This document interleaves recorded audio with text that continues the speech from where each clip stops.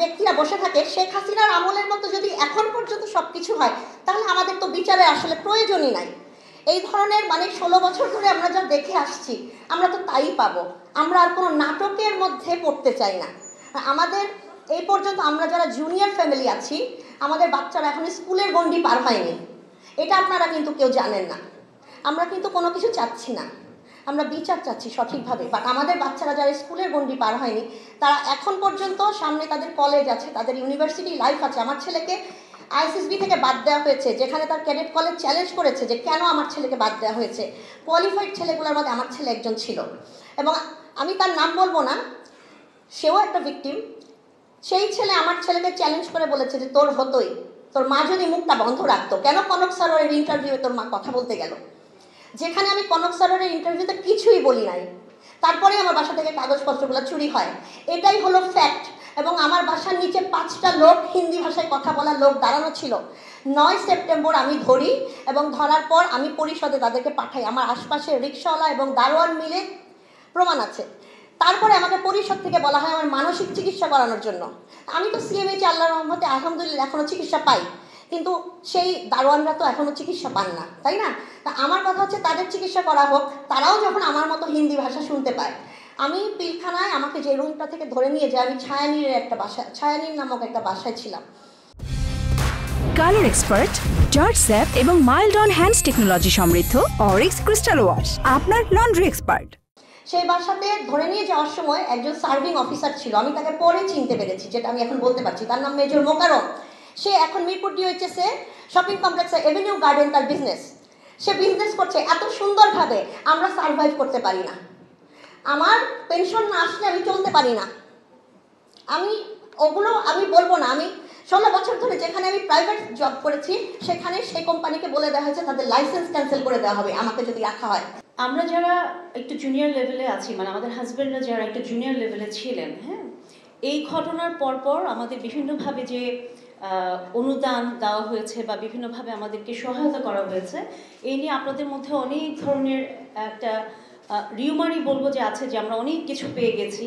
তো আমরা কে কতটুকু পেয়েছি ভাই, এটার একটা সুষ্ঠু এবং একটা সঠিক প্রতিবেদন আমি চাই এটা প্রকাশিত হোক। কারণ আমরা অনেক কিছুর নামে অনেক কিছু পেয়েছি, এটা কিন্তু সব জায়গায় এটা প্রচারিত হয়েছে এতদিন। তো আরেকটা জিনিস যেটা, যে আমাদের যাদের 18 বছরের উপরে সার্ভিস ছিল ভাইদের, তাদেরকে দেওয়া হয়েছে প্লট, মিরপুর ডিওএইচএস সহ বিভিন্ন জায়গায় প্লট। আর আমরা যারা 18 বছরের নিচে আমাদের হাজব্যান্ডের সার্ভিস দেওয়ার ছিল, আমাদেরকে দেওয়া হয়েছে 2টা করে ফ্ল্যাট। ভাই এখানে একটু সবাই আমার কথাটা একটু করবেন। এটা আমার কাছে একটা প্রশ্ন, যে এটা কি অ্যাকচুয়ালি অনুদান ছিল, নাকি এটা আমাদের হাজব্যান্ডদের সার্ভিসের উপর ডিপেন্ড করে এটা আমরা পেয়েছি?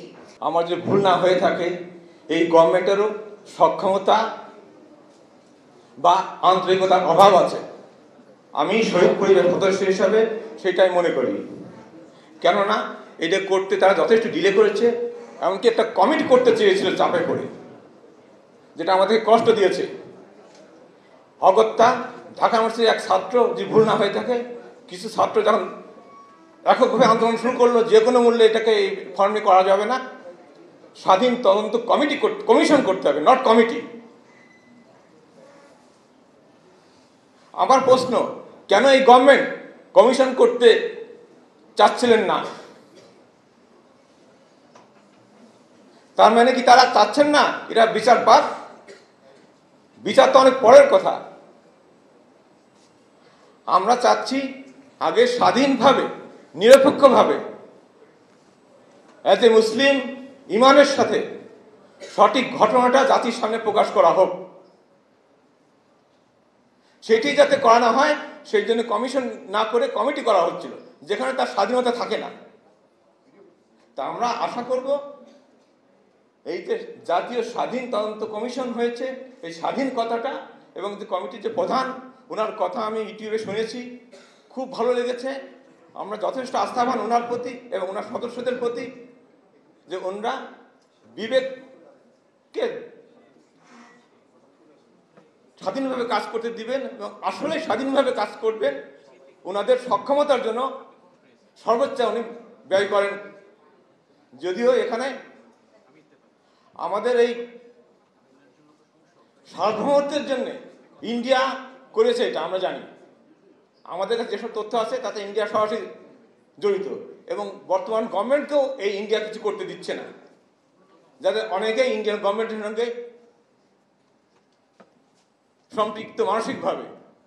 তারা ভাবছে, আমার ধারণা যদি ভুল না হয়, যে কোনো কারণে ইন্ডিয়া যদি অখুশি হয় তাহলে আমরা এই সরকারই টিকবে না এবং অনেক উপদেষ্টা মন্ডলীও থাকতে পারবেন না। তার ইচ্ছাই হোক অনিচ্ছাই হোক, তারা